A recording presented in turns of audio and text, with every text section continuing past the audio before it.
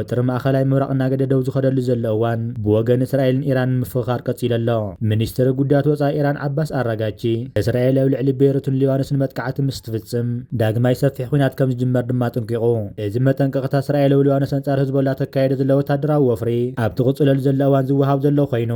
እዚ ከምዚ ኢሉ እንከሎ ድማ ቀዳማይ ሚኒስትር እስራኤል ቤንጃሚን ኔታንያሆ እታ ብሓዊ ትፃወተላ ዝበልዋ ኢራን ነቲ ዘለዋ ክምችት ዩራንየም ንምእላይ ከም ዘይተስማዕምዐት ይኹን እምበር ኣብ ልዕሊኣ ዝመፅእ ዘሎ ፀቕጢ እናበርትዐ ይመፅእ ከም ዘሎ ገሊፆም። ፕሬዚደንት ኣሜሪካ ከም ዝተዋእሱ ዝጠቐሱቶም ቀዳማይ ሚኒስተር ምስ ትራምፕ ጉዳይ ኢራን ተመሳሳሊ ቅዋም ከም ዘለዎም ድማ ተዛሪቦም። እቶም ቀዳማይ ሚኒስተር ንሲኤንቢሲ ኣብ ዝሃብዎ ቃለ መሕተት እቲ ኢራን ምስ ኣሜሪካ ተካይደ ዘተ ብዘይ ዓወት እንተተቋሪፁ ብዙሕ ከም ዘየተሓሳስቦምን ጉዳይ ኢራን እኳ እንተዘይተወድአ ብርቱዕ ድኻም ከም ዘርየት ድማ ገሊፆም። ምስ ኢራን ዳግማይ ናብ ምሉእ ኩናት ናይ ምእታው ጉዳይ ብፕሬዚደንት ኣሜሪካ ዶናልድ ትራምፕ ዝውሰን ምዃንን ሓይልታት ኣሜሪካን እስራኤልን ድማ ድልዋት እዮም ክብል ገሊጹ። ኢራን እውን ዝኽትፈልጥ ኣለዋ ዝበሉቶም ፕሬዚደንት ንሳቶም እውን ዝፈልጡ ይመስለኒ ይኹን እምበር ብንጹር ከምቲ ዝርአ ዘሎ ብሓዊ ይፃወት ኣለዉ ክብሉ ድማ ገሊፆም። ቀዳማይ ሚኒስተር ናታንያሁ ምስ እስራኤል ኣብ ልዕሊ ሊባኖስ ተካይደ ዘላ ኩናት ብዝተኣሳሰር ኣብ ዝሓለፈ መዓልትታት ከም ዝተቃልሐ ኣብ መንጎ ክልቲኦም መራሕቲ ተሪር ዝርርብ ከም ዝተገበረ እውን ተገሊጹ ኣሎ። ፕሬዚደንት ትራምፕ ፖድ ዋን ፎርስ ምስ ተባህለ ፖድካስት ኣብ ዝገበርዎ ቃለ መሕተት ምስ ፕሬዚደንት ናታንያሁ ውዕይ ምልልስ ከም ዝገበሩ ኣረጋጊፆም።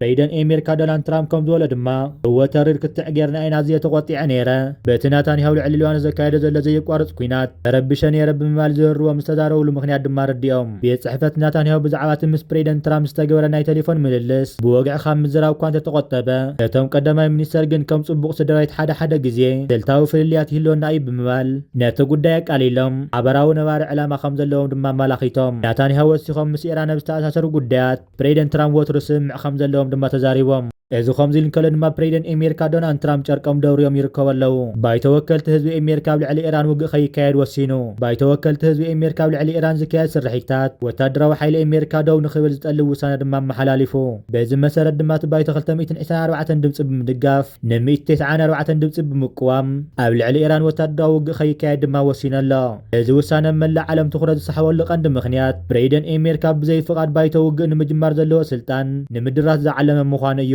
ሕገ መንግስቲ ኣሜሪካ ንውግእ ናይ ምውሳን ስልጣን ንባይተ ዝሃበ እንትኾን ፕሬዚደንት ግን ኣብ ዝወሰነሉ ኩነታት ራዊት ናይ ምንቅስቃስ ስልጣን ድማ ኣለዎም። እቲ ባይተ ዘሕለፈ ውሳነ ግን እዚ ስልጣን ፕሬዚደንት ብምዕጋት ሃገራዊ ውሳነታት ብዲሞክራሲያዊ መስርሕ ጥራሕ ክሓልፍ ከም ዘለዎ ዘረጋግፅ እዩ። እቲ ውሳነ ባይተ ኣብቲ እዋን ኣብ መንጎ ኣሜሪካን ኢራንን ዝነበረ ዝለዓለ ፖለቲካዊ ወጥሪ ዝድግብ ዝተወሰደ ኮይኑ ብፍላይ ድማ ኣብ ኢራቅ ዝተፈፀመ መጥቃዕ ኣስዒቡ ዝነበረ ወታደራዊ ምቅራባት ነቲ ንክልቴን ሃገራት ናብ ሙሉእ ውግእ ክእትወን ዘኽእል ስጋት ስለ ዝነበረ ኣባላት ባይተ ንውግእ ንምክልኻል መገዳስ ስጉምቲ ድማ ሪኦም ኣለዉ። ዋላ እኳ ደገፍቶም መንጎ ክልቴን ዓበይቲ ውድባት ኣሜሪካ ማለት ኣብ ሪፐብሊካን ዲሞክራትን ዝተፈላለዩ መርገፂ ዘለዎም እንትኾኑ ገለ ኣባላት ሪፐብሊካን እውን ነቲ ውሳነ ብምድጋፍ ነቲ ድምፂ ድማ ፅልዋ ገይሩሉ ኣሎ። ይኹን እምበር እዚ ውሳነ እዚ ንተግባርነቱ ካብ ስኔት ፀዲቑ ብፕሬዚደንት ክፍርም ድማ ዘግድድ እዩ። ኣብቲ እዋን ዝነበረ ፕሬዚደንት ነዚ ውሳነ እዚ ቬቶ ናይ ምግባር ስልጣን ስለ ዝነበሮ እቲ ጉዳይ ናብ ፖለቲካዊ መካትዒ ከም ዝተቀየረ ድማ ይዝከር። በዚ ድማ እዚ ውሳነ እዚ ፕሬዚደንት ክሳብ ክንደይ ናይ ውግእ ስልጣን ክህልዎ ኣለዎ ዝብል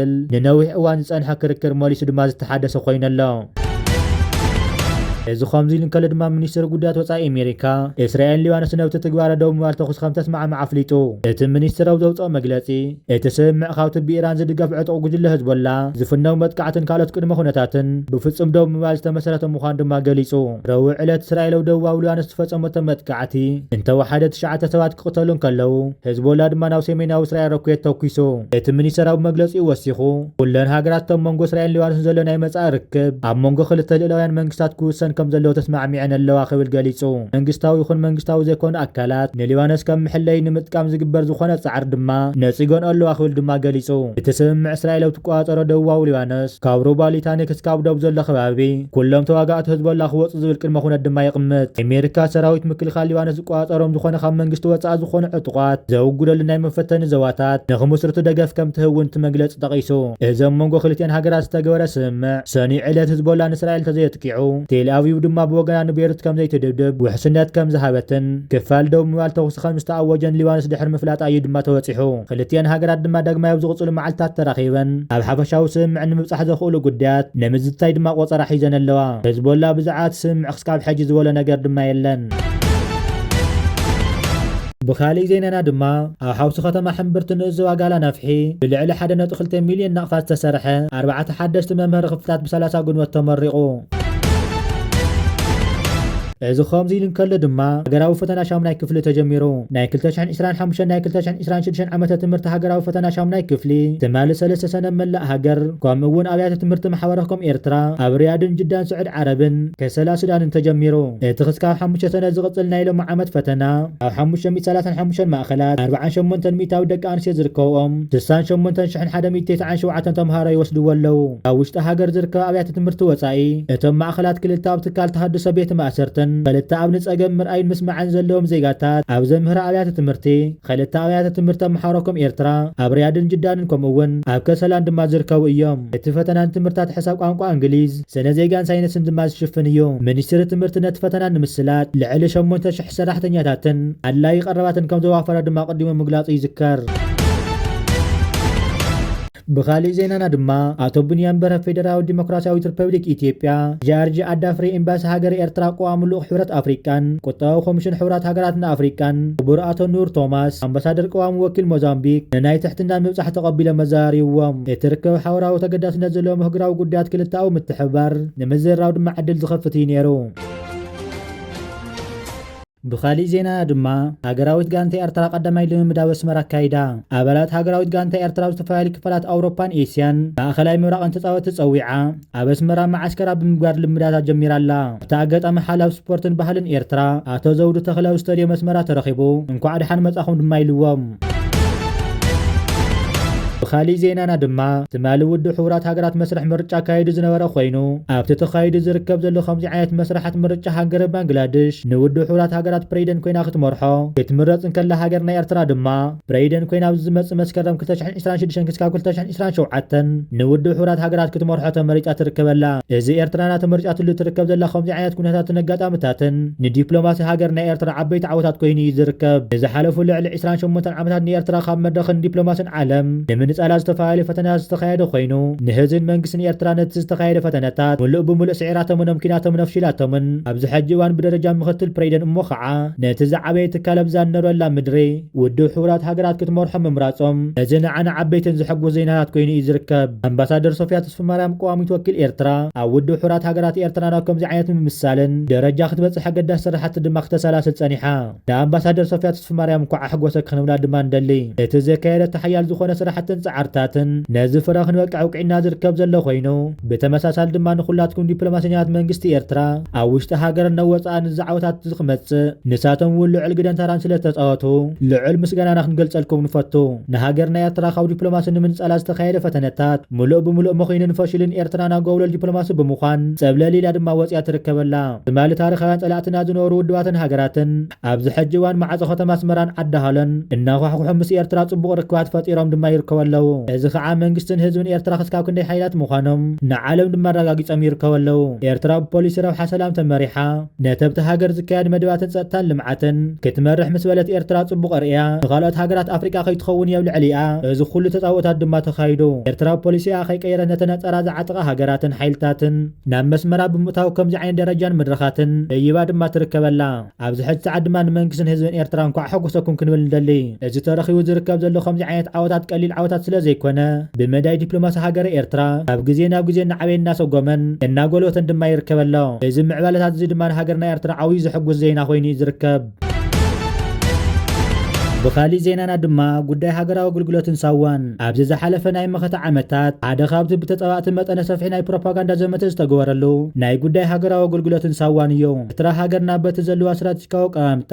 ዓይኒ ሰብ ፀቢብ ረብሓ ሓያላት ሃገራትን ሰብኣውያን ተላኣኽቶምን ምስ ሰሓበት እያ ብቐንዲ እውን ህዝቢ ኤርትራ ከም ዝኾነት ኣብ ትሕቲ መግዛእቲ ፀንሐት ሃገር መሰረት ሰብ ውሳነ ዝተሓረሞ ስትራቴጂካዊ ረብሓ ናይ ምዕራባውያን ሃገራት ብፍላይ ድማ ናይ ኣሜሪካ ዞባ ቀይሕ ባሕርን ምብራቕ ኣፍሪቃን ስለ ዝዓብለለ እዩ እዚ እውን ኣብቲ እዋን ሚኒስትር ጉዳያት ወፃኢ ኣሜሪካ ነበረ ጆን ፎስተር ዳላስ ኣብ ቅንቢ ባይተ ውድብ ሕቡራት ሃገራት ብዘየማቲ ቃላት ድማ ኣረጋጊፅዎ እዩ ብረታዊ ቃልሲ ህዝቢ ኤርትራ ኣንጻርቲ ምዕራባውያን ሃገራት ብፍላይ ድማ ኣሜሪካ ዝድገፍ ዝነበረ ስርዓት ሃይለ ስላሴ ኣንጻርቲ ናይ ሽዑ እዋን ሓያል ዝነበረ ሶቪየት ሕብረትን ሃገራት ብምዕራባዊ ደንበ ዝድገፍ ዝነበረ ስርዓት ደርጊ መሪድ ቃልሲ ብምክያድ ድማ ሓርነት ተጎናፂፋ እተፃውኦ ብድሕሪ ናጽነቱ እውን መልክዑ ቀይሩ እተፃውኦ ብድሕሪ ናጽነቱ እውን መልክዑ ቀይሩ እምበር ብቃልዕን ብስውርን ድማ ቀፂሉ እዩ እቲ ርሑቕ ዝጥምት ከሎ ገለ ኣጋውንን ዓመታትን ፖለቲካዊ ምዕባለታት ብግቡእ ዘን ብመሪሕነት ኤርትራ ግን ኣብ 1994 ዓመተ ምህረት ኩሉ ዜጋ ሃገራዊ ኣገልግሎት ንኽፍጽም ዝብል ኣዋጅ ሃገራዊ ኣገልግሎት ቁጽሪ 85/1994 ኣውጆ ሃገራዊ ኣገልግሎት ምስ ተኣወጀ ሳዋ ከም መደበር ተዓሊም ምስ ቆመን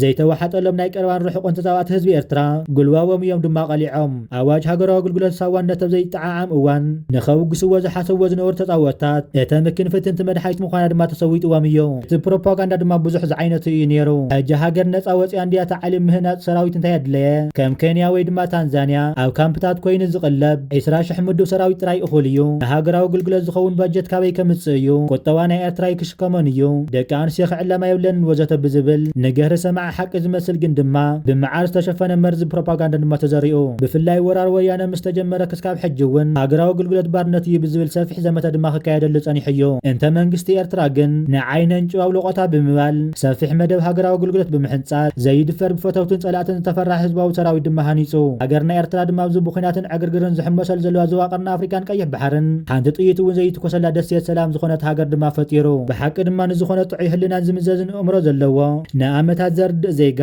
መደብ ሃገራዊ ኣገልግሎትን ሳዋን ተዘይህልው ነይሮም እዚ እዋን እዚ ኩነታት ሃገርና እንታይ ይመስል ነይሩ ንዝብል ሕቶ ድማ ትመልሲ ርእሰ ግሉጽ እዩ ሓደ ካብቲ መንገዲ ዓወት ጸላእትኻ ንኽትገብሮ ዘይደለኻ ነገር ደጋጊምካ ብምግባር እዩ ንጸላእትኻ በይ ከም ትሕምሞ ምፍላጥ ማለት እዩ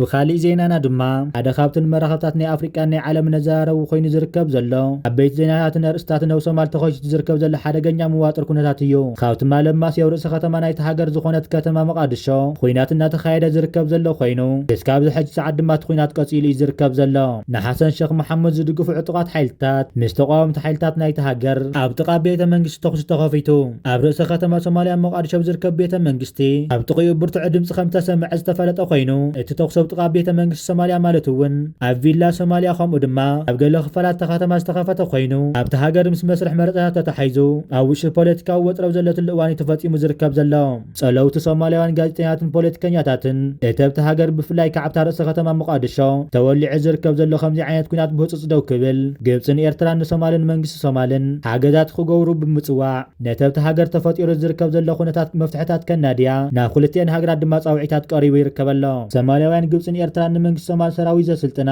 አንጻር ርእሰ ወጋእ ክዋጋእ ዘይኮነስ እተብቲ ሃገር ዘሎ ጸጥታዊ ኩነታት ከረጋግኡ ሰራዊት መንግስቲ ሶማል ገለልተኛ ኮይኑ ንህዝቡ ክከላኸል ድማ ጻውዒት ቀሪቡ ይርከበሎ እዚ ሕጂ ዝካየድ ዘሎ ከምዚ ዓይነት ኩናት ኣብ መንጎ ዝተፈላለዩ ዕጡቃት ጉጅለታት ብሓባር ዝጠርነፈ መንጎ ሰራዊት ፌደራላዊ መንግስቲ ሶማል ሓሰን ሼክ መሓመድ ስልጣን ን15 ግንቦት ሙሉእ ብምሉእ ዝኽትመሉ ኮይኑ ኣብቲ ሃገር ዝርከቡ ዕጡቃት መራሕቲ እቲ ሃገር ስልጣኑ ከም ዘብቅዐን ሓሰን ሼክ መሓመድ መራሒ ናይቲ ሃገር ከም ዘይኮኑ እዮም ዝገልጹ ዘለው እዚ ዘሎ ከምዚ ዓይነት ኩነታት ኣብ ሶማል ተመሳሳሊ ከም ናይ ሱዳን ከየጋጥም ልዑል ስጋታት ድማ ሓዲሩ ይርከበሎ ኣብ ጁባላን ሕቡራት ኢማራት ዓረብ ዘሰልጠነቶም ሰራዊት ልክዕ ከም ተቃወምቲ ሓይልታት RSF ዕጥቃቶም መውሪዶም ኢድኩም ነዛ ከተማ መቃድሾ ዝካየድ ዘሎ ኩናትን ብዓብዪ ከዓ ኣብ ሰፊሕ ከባብታት ናይቲ ሃገር ተወሊዑ ዝርከብ ዘሎ ሓደገኛ ኩነታት ማሕበረሰብ ዓለም ነዚ ሶማል ኣጋጢሙ ዝርከብ ዘሎ ከምዚ ዓይነት ኩነታት ብህፁፅ ደው ክብል ሓያል ጻውዒታት ድማ የቕርቡ ኣለው ኣሜሪካ ትርከበን ሃገራት ቅድሚ መቢለን ቅድሚ 3-4 ሰሙናት ሓሰን ሼክ መሓመድ ኣብቲ ሃገር ዝርከቡ ዕጡቃት ጉጅለታት ንምርኻውን ንምዝራውን ዘካየደ ፍትናት ክዕወት ኣይከኣለን መንግስቲ ኣሜሪካ ቅድሚ 2 መዓልታት ብተመሳሳሊ ሶማል ዘሎ ኩነታት ኣብ ሓደገኛ ቀረና መንገዲ ወዲቑ ይርከብ ከም ዘሎ መንግስቲ ናይቲ ሃገር ምስ ተቃወምቲ ጉጅላት ኣብ ሓደ ስምምዕ ክበፅሑን ክዘራረቡን ሓያል መጠንቀቕታን ጻውዒታትን ድማ ቀሪቡ ነይሩ ብኻሊእ ዜና ድማ ሎሚ ፖሊስ ኤርትራ ዘውፅኦ መግለጺ ካብ ጎራውቲ ሃገራት ዕፃ ፋርስ ብምምጻእ ኣብ ኣባሻውል 4 ኪሎ ዕፃ ፋርስ ከም ዝተተሓዘ ፖሊስ ዝገለጸ ኮይኑ እቲ ኣብ ገጹ ዝተረኸበ ዕፃ ፋርስ መንእሰይ ሓጎስ ገብረ ማርያም ምስ 5 መሳርሕቲ ፖሊስ ኣብ ትሕቲ ቁፅጥር ከም ዝኣተው ገሊጹ ኣሎ